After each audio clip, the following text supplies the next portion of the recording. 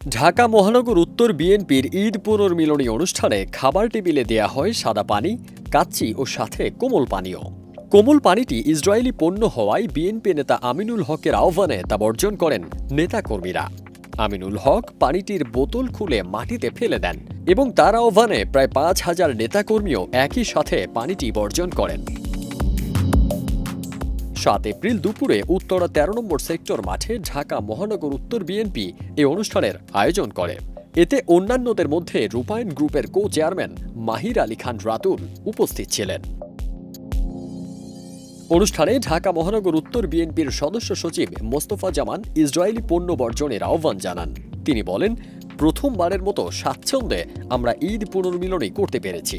তিনি বেগম খালেদা জিয়ার রোগ মুক্তি ও ভারপ্রাপ্ত চেয়ারম্যান তারেক রহমানের দীর্ঘায়ু কামনা করেন। মহানগর উত্তর বিএনপির আহ্বায়ক আমিনুল হক ইসরায়েলি বাহিনী ফিলিস্তিনির উপর যে আগ্রাসন চালাচ্ছে তার নিন্দা ও প্রতিবাদ জানান। পাশাপাশি দলীয় নেতা নেত্রীদের বলবো, এখন থেকে আমরা ইসরায়েলের পণ্য বর্জন করব।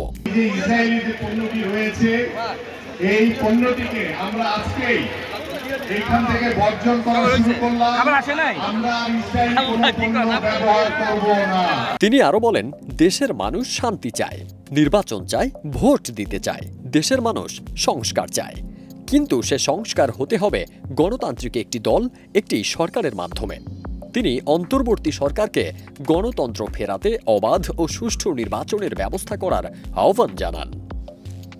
ফারদিন সানি, দেশ রূপান্তর।